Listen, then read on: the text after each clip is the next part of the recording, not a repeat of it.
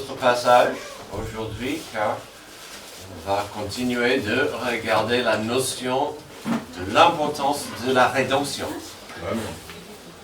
Pour comprendre bien la rédemption, il faut comprendre qu'on est perdu. On est vraiment dans un état pénible sans Jésus, sans le salut. Donc si vous avez une Bible, nous serons à Jérémie 17. On va continuer de regarder cette notion de la rédemption. Alors depuis quelques mois, nous regardons certains sujets, certains thèmes qui nécessitent une compréhension correcte si on veut grandir, si on aimerait briller dans ce monde obscur. Nous avons vu, on a commencé bien sûr avec Dieu, l'importance d'un Dieu qui est là. Dieu est présent, il n'est pas absent, il est bien autour. Et puis, si on va parler de ce Dieu présent, on a découvert que Dieu est bien plus que présent. Nous avons compris qu'il nous communique à travers sa création, à travers ses œuvres, mais aussi, bien sûr, son message et sa parole.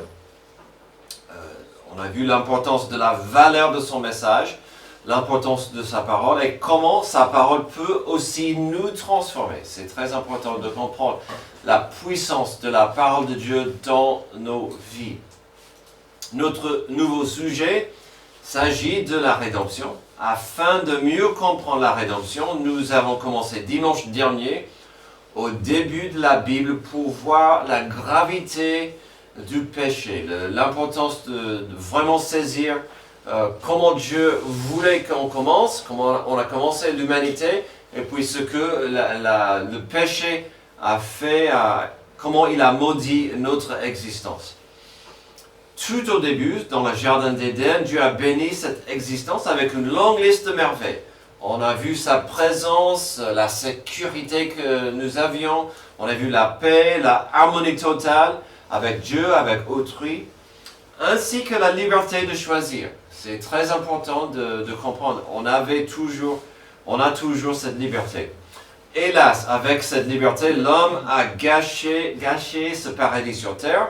Et depuis, on est tous maudits par la mort de plusieurs morts, la mort de l'innocence, la douleur de la séparation. Et quand je dis la séparation entre nous et Dieu, qui nécessite l'importance de la rédemption, mais aussi il y aura toujours une séparation entre nous-mêmes, le conflit, et puis des problèmes d'animosité, que ce soit chez nous, dans le quartier, dans le monde, on aura toujours ces problèmes avec un manque de harmonie et de paix. La semaine dernière, nous avons pu constater des conséquences du péché. Nous avons pu étudier ce qui s'est passé, ainsi que des dégâts qui corrompent et infectent notre monde depuis. Sans vous déprimer, on a vu que le monde est maudit, on est vraiment dans un état assez sale. En même temps, nous n'avons pas forcément vu ou entendu ce que Dieu pense de notre condition, de notre état. On a vu Dieu agit dans le péché, dans la chute d'Adam et Ève, des choses mises en place, commence à gâcher le monde, mais on n'a pas vraiment eu le point de vue de Dieu. Que pensait Dieu de notre état, du péché? L'égoïsme de l'homme a déclenché et a fomenté que de la misère. Mais que dit Dieu par rapport à cet égoïsme et ce cœur si infecté par le mal? Aujourd'hui, on découvrira des réponses plutôt pénibles à de telles questions en Jérémie 17.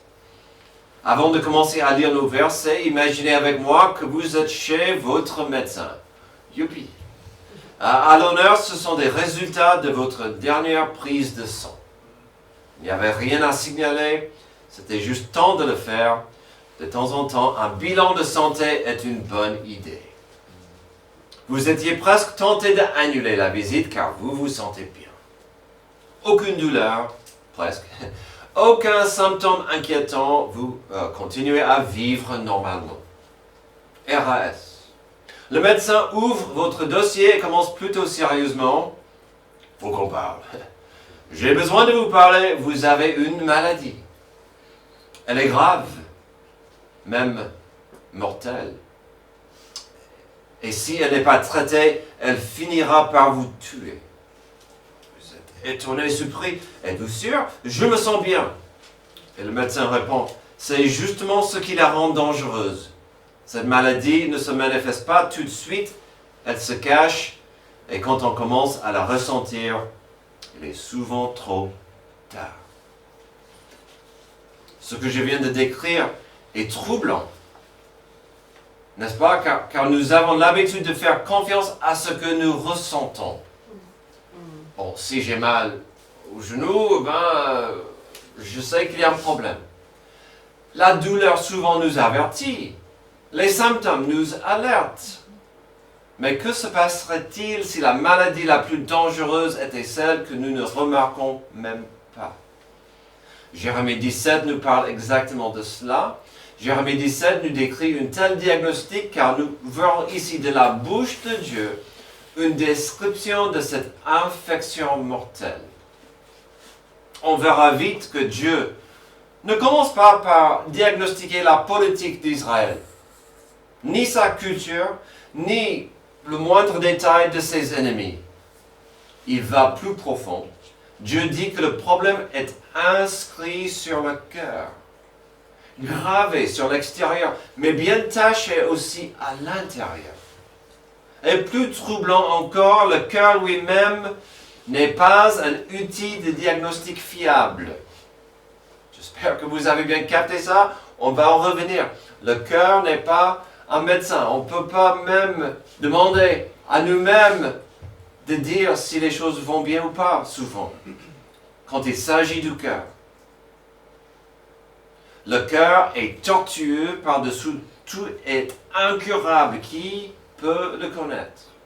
Autrement dit, on peut être spirituellement en danger mortel et pourtant se sentir parfaitement bien.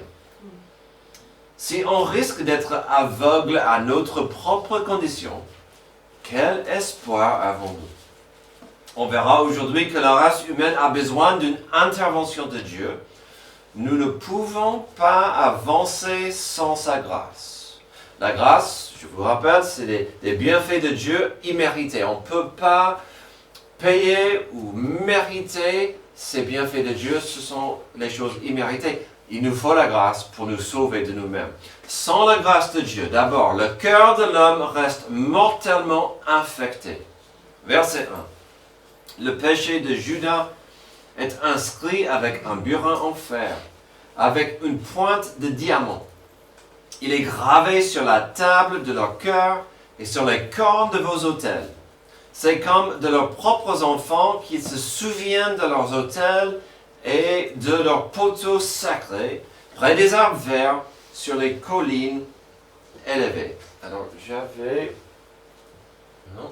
Ah oui, il est là. Excuse-moi. Dans quelques instants, on va voir un peu de quoi il parle. Alors, commençons brièvement avec ces deux versets où nous découvrirons une richesse d'enseignement. Je connaissais des parties de ce passage bien, mais ça m'a fait du bien de recommencer au verset 1. Et franchement, j'étais étonné par la richesse dans ce passage, des niveaux d'enseignement.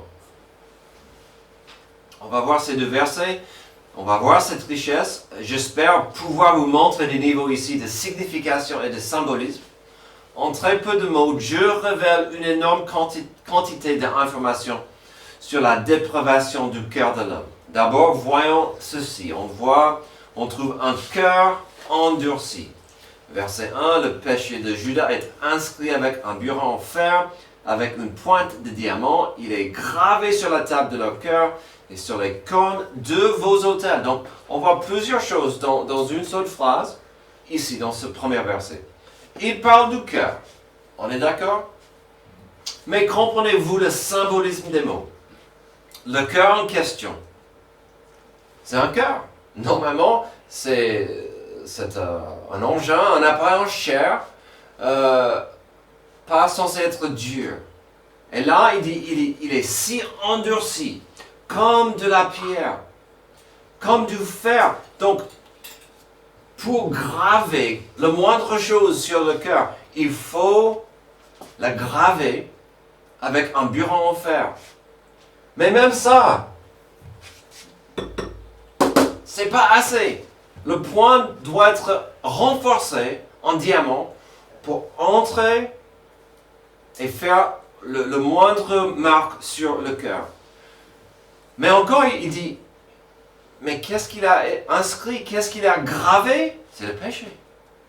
Et donc le péché est dur et on va vraiment graver sur le cœur dur, comme avec ce bureau en fer, pour graver le moindre chose. Mais il faut une pointe de diamant. Avec cela, ce cœur endurci sera gravé et marqué et taché par le péché. Donc, ce n'est même pas une question de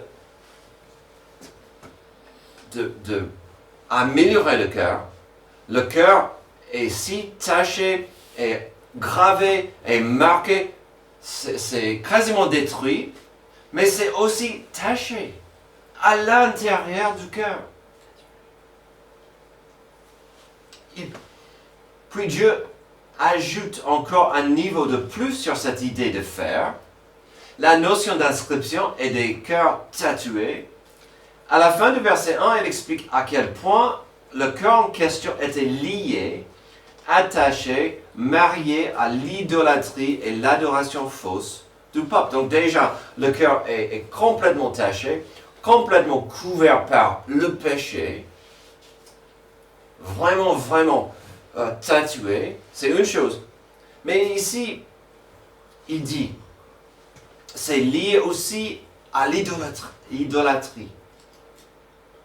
C'est lié à vos autels d'idolâtrie. Ici, à travers son serviteur, Jérémie, Dieu s'adresse à Juda, le peuple de Dieu auprès de Jérusalem, qui avait accès au temple. Mais il préférait des religions fausses d'autrui. Dieu est en train de dire, vous avez le temple, vous avez le vrai autel, les vraies cornes. Il y avait des cornes qui devaient rappeler le peuple du sang versé pour les racheter. Le sang des sacrifices qui couvraient leurs péchés afin qu'ils aient une relation de paix avec Dieu. Vous avez accès au vrai temple pour changer vos cœurs. Mais non. Il s'intéressait aux cornes des autels d'autres dieux. Des remplacements, des copies, des faux dieux. Et donc, déjà, vos cœurs sont tellement corrompus qu'ils sont tachés, couverts par le péché, et ces cœurs sont vraiment liés à la religion d'autrui, aux cornes de ces faux dieux. C'était grave. Aussi grave que Dieu continue avec sa description morbide de ce qui motivait le peuple. On verra le prochain symptôme d'un cœur infecté. C'est un cœur vraiment tordu. Verset 2. C'est comme de leurs propres enfants qui se souviennent de leurs autels et de leurs poteaux sacrés près des arbres verts sur les collines élevées. Donc il va développer cette notion qu'ils sont vraiment obsédés, si vous voulez, de ces lieux de culte.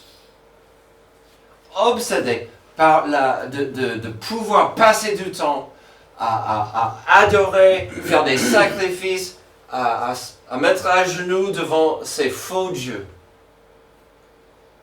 C'était grave. Tandis qu'ils vivaient autour de Jérusalem et le temple.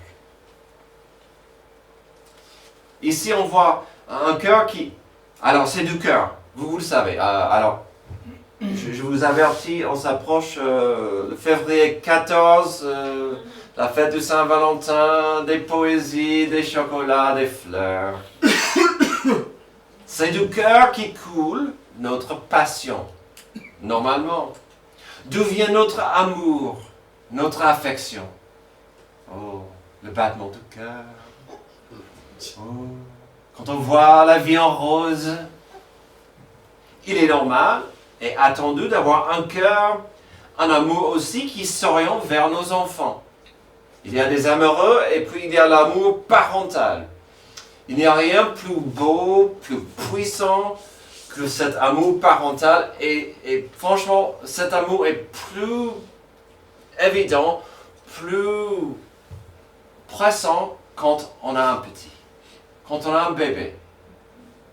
On pense à nos jeunes enfants, on veut les protéger, on veut passer du temps avec eux, on veut qu'ils soient éduqués, élevés et comblés. Mais que dit Dieu ici? Qu'est-ce qui se passait dans notre passage? Le cœur du peuple était si tordu que leur amour pour l'idolâtrie était aussi important que leur amour parental. Ça, c'est grave. Oublie Dieu, oublie le temple, oublie les sacrifices et l'autel correct. Moi, je brûle pour mon idole, pour ma nouvelle passion de ce faux Dieu. Et ça, c'était une obsession de ce peuple. Ce n'était pas assez de dire que le cœur du peuple était lié au camp des autels. Il dit que finalement le peuple est obsédé par la multitude des dieux faux, ainsi que la multitude de lieux de culte. Ils y pensaient tout le temps. Oh, quand est-ce que je peux aller me prosterner devant Baal? Quand est-ce que je peux me prosterner avant Astarté? Quand je pense que à ça. Ils y pensaient, au lieu de suivre Dieu, le vrai Dieu. Ces deux versets nous rappellent de quelque chose que Jésus a dit en Matthieu 15, 8 et 9. Ce peuple prétend s'approcher de moi et m'honore des lèvres, mais son cœur est éloigné de moi. C'est faussement qu'il m'honore en donnant des enseignements qui sont des commandements humains. Alors, je viens de le dire, la bouche peut exprimer des choses très jolies. Et tout à l'heure, je sais qu'Antoine va rentrer chez lui, il dira des jolis mots à madame, à Hélène, comment elle est belle, comment pendant la semaine, elle lui manque. Amen. Il va faire des poésies, peut-être pas des poésies, mais à voir. À voir. La bouche peut exprimer des choses jolies, mais que vaut de telles proclamations si le cœur derrière court après un autre amour?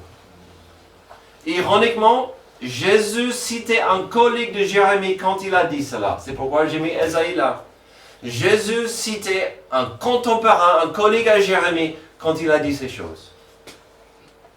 Donc, ça nous rappelle de la culture de Jérémie à l'époque. Le peuple disait une chose, faisait l'opposé. Surtout avec le cœur. Y a-t-il un espoir pour le cœur endurci de l'homme? On verra ensuite que ce n'est pas encore fini. Le cœur humain reste endurci, mais il a besoin de la grâce de Dieu pour ses autres problèmes. Deuxième problème, le cœur de l'homme reste mortellement détourné. Alors, détourné, vous comprenez le sens du mot, change le cours des choses, qui ne va pas droit au but. On verra ici que le cœur du peuple était vraiment détourné de la volonté de Dieu. D'abord, on voit un cœur qui se bat pour des trésors du monde. Forcément, si on a vu un cœur infecté et pensait à tout sauf Dieu, ils vont chercher des trésors terrestres. Un cœur qui se bat pour des trésors du monde. Verset 3. Je livre au pillage ma montagne et sa campagne, tes biens, tous tes trésors et tes lieux à cause du péché commis sur ton territoire. Par ta faute, tu devras renoncer à l'héritage que je t'avais donné. Je te rendrai esclave de tes ennemis dans un pays que tu ne connais pas, car vous avez allumé le feu de ma colère et il brûlera toujours. Encore, il y a plus qu'un niveau de choses à voir ici. Dieu dit au verset 3 qu'il allait livrer Sion, la montagne de Dieu, Jérusalem, la ville sainte, et le temple. Il allait livrer tout ça aux étrangers, à l'ennemi. Vous vous rendez compte de cette idolâtrie que tenait le peuple? Alors, j'ai parlé de l'idolâtrie où ils allaient se prosterner devant des faux dieux. Mais en même temps, ils étaient idolâtres envers Jérusalem. On a vu ça quand on a étudié à Amos. Il y a quelques mois, on a vu. C'était Amos? Oui, Amos. Amos qui, c'était dans la même époque, juste avant, où le peuple était trop fier de leur nationalité, leur héritage. Oui, mais on a Yahvé, on a Jérusalem, on a le temple. Ça montre, ça prouve que Dieu est avec nous. Et donc, ils étaient même idolâtres envers Jérusalem et le temple. Même si ils n'y allaient plus, ils disaient, mais bon, on a quand même la main de Dieu est sur nous. Et Dieu dit, ok, j'enlève ça. Vous voulez dire que vous êtes spéciaux? Puisque vous avez Jérusalem et le temple, j'enlève. J'enlève. Tout ça, ma montagne, sa campagne, et puis tes biens, tous tes trésors étaient au lieu à cause du péché commis sur ton territoire. Donc, oublie Jérusalem, le temple, et puis les trésors terrestres que vous avez, ainsi que vos lieux de culte. Toutes ces choses que vous mettez comme importantes, j'enlève. Puisque vous ne pouvez pas continuer dans le péché sans se repentir. Quel idolâtre ce peuple tenait. Puis Dieu continue. Vos trésors, vos biens, vos lieux de culte, tout ça, c'est précieux à vos yeux. Tout ça sera détruit. Et vous deviendrez esclaves dans un pays lointain. Il y avait à cette époque une puissance nationale. Il disait, Dieu nous bénit avec cette puissance. Et Dieu dit, non, ok. Vous ne pouvez pas continuer. Nous avons vu la semaine dernière que l'homme est créé, il est né, il est censé vivre dans une relation d'amitié et d'amour avec Dieu. Quand ce n'est pas le cas, l'homme trouvera d'autres choses, d'autres objets, d'autres affections. Ici, Dieu dit, finalement, ces idoles ne peuvent pas rester. Il est trop facile de devenir idolâtre. Parce que, souvent, c'est ce qui domine le cœur. Et ce qui domine le cœur, souvent, c'est une personne, des likes, plus d'attention. Puisqu'on parle d'un cœur mortellement détourné, voyons la suite. Après la séduction des trésors du monde, on verra que le cœur ira après quelque chose d'autre. Un cœur qui suit la sagesse de ce monde.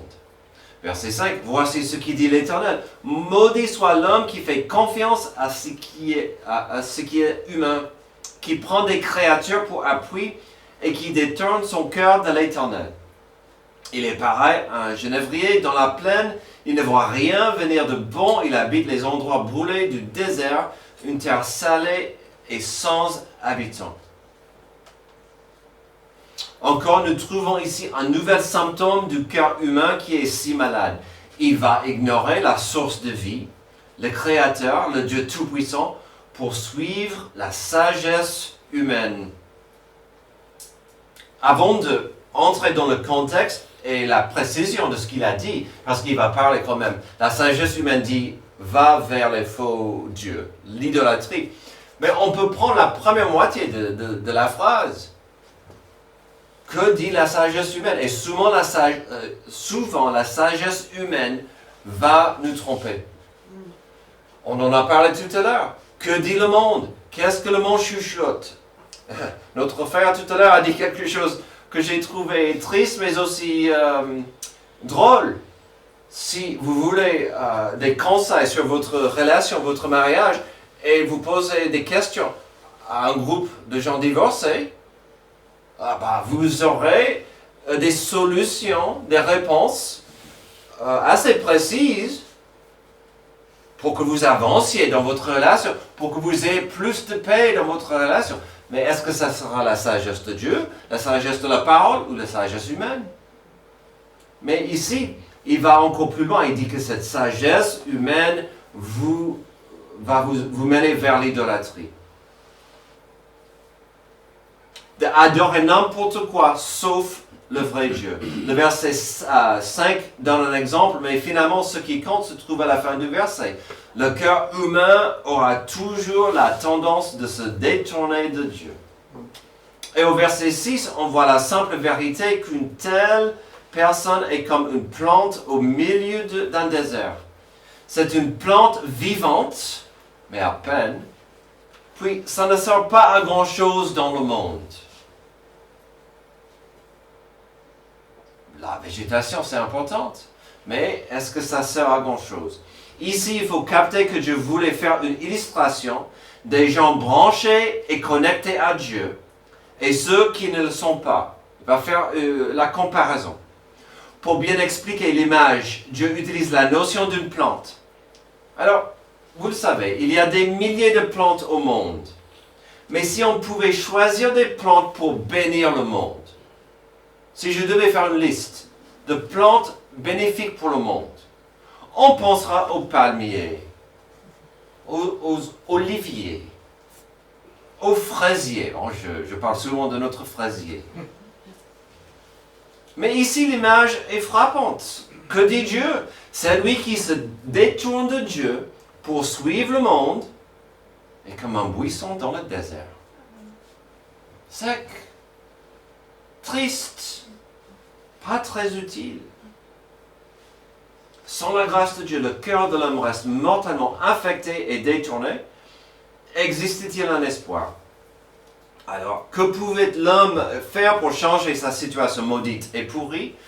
Par la grâce de Dieu, l'homme peut avoir le cœur connecté. Verset 7. Il va continuer cette notion des plantes. Béni soit l'homme qui fait confiance à l'Éternel et qui place son espérance en lui. Amen. Il ressemble à un arbre planté près de l'eau et qui étend ses racines vers le cours d'eau. Il ne s'aperçoit pas de la venue de la chaleur et son feuillage reste vert. Lors d'une année de sécheresse, il ne redoute rien. Il ne cesse pas de porter de fruits. Ici, on trouvera enfin le plan de Dieu pour nous et un espoir pour le cœur de l'homme. Car sans sa grâce, nous avons déjà vu qu'on est maudit par le péché. Ici, on trouvera l'espoir pour le cœur infecté et détourné, c'est-à-dire l'homme peut avoir le cœur attaché, connecté et entouré par Dieu. N'oublions pas qu'à la base de notre existence dans le jardin d'Éden, on appartenait à Dieu et on appartenait à autrui, à une communauté. Nous avions une raison d'être magnifique et un sentiment fort de sécurité. Si on va parler de l'importance de la rédemption, n'oublions jamais qu'elle existe afin que nous retrouvions notre connexion avec Dieu. Amen. Après Genèse 3, l'homme est séparé, l'homme est maudit, il n'y a plus d'espoir. Et dès Genèse 4 jusqu'à la fin de l'Apocalypse, on voit la rédemption, le désir de Dieu que nous ayons cette connexion, ce lien de paix avec lui. Qu'on retrouve l'harmonie, l'amitié avec Dieu qui est perdue, brisée, fichue par le péché. Donc la rédemption est vraiment le message de la Bible. Ce que Dieu veut que nous comprenions. Dans cette belle image, au verset 7 à 8, voyons quelques bienfaits d'une connexion avec Dieu. D'abord, on voit que ça commence avec quelqu'un qui se met sa confiance en Dieu. N'est-ce pas intéressant déjà que les 2 points capitaux de notre message la semaine dernière, c'était que Dieu nous a bénis avec des missions d'appartenance et de confiance. Les choses que nous voyons ici. Ici, on a vu la catastrophe d'un peuple qui ne veut plus appartenir à Dieu. Mais ici, Dieu nous rappelle qu'une belle connexion avec lui est possible par la confiance. De quoi parle-t-il? C'est la foi. Est-ce que ma foi est ancrée, enracinée en Dieu? Je vous rappelle que sans la foi, il est impossible de lui être agréable. Si l'homme s'intéresse à Dieu et veut profiter de sa grâce, il devrait engager sa foi. Puis nous savons que la confiance ou la foi implique l'obéissance. Ce matin, dans ma lecture, je lisais Jacques. Vous dites que vous avez votre foi, mais vous ne pouvez pas dire que vous avez la foi si vous n'êtes pas obéissant, si vous n'avez pas des œuvres. C'est impossible. C'est impossible. Et on voit ça dans cette belle image. La foi et la confiance en Dieu. Dieu dit à l'humanité, à nous, à eux, vous existez afin d'être dans une relation de paix et amitié avec moi, mais c'est impossible sans la repentance et l'acceptation de mon salut, de la rédemption. Oh, que la rédemption est belle. La confiance et l'espérance en Dieu, deux choses clés pour bien profiter d'une relation avec Dieu. Ensuite, Dieu revient à cette idée des plantes. Ayant vu la futilité d'une vie sans Dieu, comme une plante dans le désert, ici nous trouvons la beauté d'une vie connectée à Dieu. Elle aura quoi cette plante, cette vie, au verset 8? Ce verset nous montre plusieurs choses importantes qui peuvent nous aider et nous encourager dans ce monde dur et sec. Commençons avec ses racines. Que dit-il sur ses racines? Ses racines courent et poussent vers le cours d'eau. Ils sont bien enracinés, profondes, où est la source de vie. Il faut être enraciné. Il est trop facile d'être balayé par le monde. Si les racines sont bien solides vers la source de vie, son feuillage restera vivant et fleurissant. C'est magnifique parce qu'il dit, vous pouvez voir et constater que cet arbre a une vie. L'évidence est là, le fruit est là. Même dans le désert, son feuillage restera évident pour tout. Mais ne ratez pas, il dit, il y aura des jours où la chaleur tombe et frappe. Il y aura même une sécheresse. Ok? On ne vit pas dans des bulles protectrices. Vous appartenez en fait, je suis désolé, mais si vous appartenez à Dieu, l'ennemi a envie de vous faire tomber. Il y aura des moments durs, la sécheresse, mais quand on est attaché vraiment à la source de vie, la sécheresse ne gagnera pas. Et puis cet arbre restera bénéfique. Il va porter du fruit. Bénéfique pour Dieu et bénéfique pour les gens. C'est magnifique cette image, parce que cet arbre donne gloire au Créateur, mais aussi c'est une bénédiction pour les gens qui arrivent dans le désert. On est censé être comme ça. Nous avons imaginé tout à l'heure un médecin qui présentait une existence pénible et tragique pour le futur. Puis on a vu nos 6 premiers versets qui décriveraient cette réalité dangereuse et morbide. Une maladie mortelle, certes, mais dans le cœur de l'homme. Une maladie qui nous maudit à une existence bien pénible et tragique. Le cœur de l'homme est tout simplement infecté et détourné. Dans les 6 premiers versets, l'image que Dieu nous laisse de l'homme sans sa grâce est plutôt triste, moche et déprimante. Mais vous savez quoi? Il y en a qui diraient tout de suite et trop vite que ma prédication est trop triste. Mon message était trop moche et trop déprimant. Que je ne devrais pas prêcher du péché.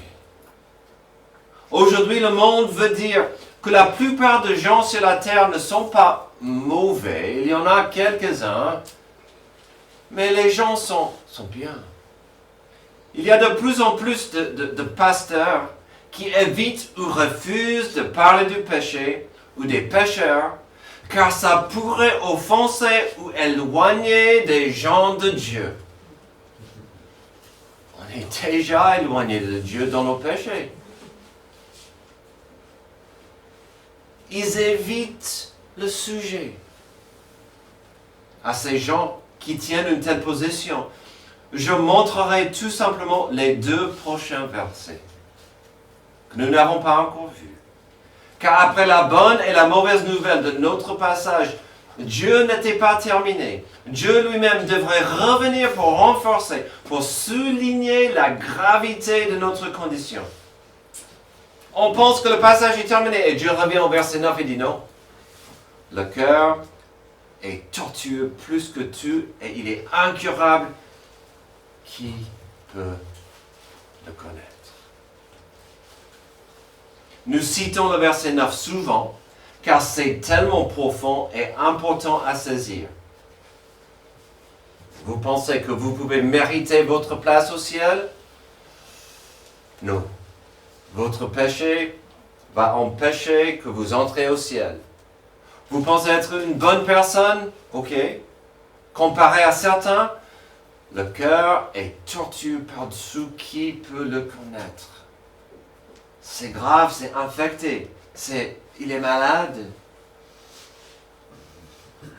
On doit comprendre qu'on ne peut pas dire, puisque j'ai arrêté certaines choses, je suis une bonne personne. Je parle moins négativement sur autrui qu'avant. Non. Ce n'est pas comment ça fonctionne. Ce que des gens oublient ou ratent parfois, c'est que même si la question du verset 9 est profonde et importante, elle est aussi une question rhétorique. Parfois, on s'arrête au verset 9. Mais c'est une question rhétorique. Dieu va y répondre. Moi, l'Éternel, j'explore le cœur. J'examine les reins pour traiter chacun conformément à sa conduite au fruit de ses agissements. Il y a des versets dans la Bible qui font peur. Le verset 10 pourrait faire peur. S'il n'y avait pas la grâce, la compassion, le pardon. Car Dieu dit, je sonde votre cœur. Je sonde votre cœur. Je sonde votre cœur. Je sonde votre cœur. Et ce que je vois est triste. Comment pourrais-je vivre ma vie sans témoigner, sans communiquer, sans parler du danger grave et mortel du péché, sans parler de la beauté de la rédemption et le pardon de Dieu? Je ne peux pas fermer ma bouche. Je ne ferai pas une telle chose afin d'avoir un air spécial ou important. Je le ferai afin d'être fidèle à Dieu et son message de rédemption. Ah, la beauté de la rédemption. Car la rédemption prend ce qui est infecté et détourné. Vous dites, ok, la rédemption prend ce qui est infecté, détourné, tordu et maudit. Mais que fait-elle avec? Ah, la rédemption transforme ce qui est brisé, pourri et sale. Ça, c'est la bonne nouvelle. Donc, lorsque Dieu dit, attention, j'explore le cœur, j'examine les reins pour traiter chacun conformément à sa conduite au fruit de ses agissements, notre seul appui, notre seul espoir serait de courir vers la repentance, la rédemption, la grâce vers la croix de Jésus-Christ, qui a pris nos péchés, qui lave nos cœurs impurs, qui nous transforme. Oui, c'est avec plaisir que nous pouvons acclamer la vérité profonde de la rédemption, comme c'est décrit pour nous en Ézéchiel 36, 26. Je vous donnerai un cœur nouveau. Je mettrai en vous un esprit nouveau. Je retirerai de votre corps le cœur de pierre et je vous donnerai un cœur de chair. Amen. Ça, c'est la nouvelle naissance. Que Dieu soit loué pour le don de la rédemption. Voici notre désir pour tout homme, que tout le monde ait la vie nouvelle en Christ, puisqu'il a donné sa vie pour nous. Prions. Merci Dieu pour cet avertissement en Jérémie 17, qui nous rappelle que nos bonnes œuvres ne valent pas grand-chose, que nous sommes maudits, que nous sommes malades sans ta grâce. Que le monde, c'est normal que le monde va mal, quand le monde est perdu. Aide-nous chaque jour à être transformés par le renouvellement de l'esprit sur l'autel de ton amour, de ta grâce, de ton pardon, afin que nous puissions être des gens enracinés, fleurissants, dans un monde aride et sec et difficile. Aide-nous à saisir ta grâce. C'est dans le nom de Jésus que je prie. Amen. Amen. L'avez-vous pour notre dernière chance, s'il vous plaît?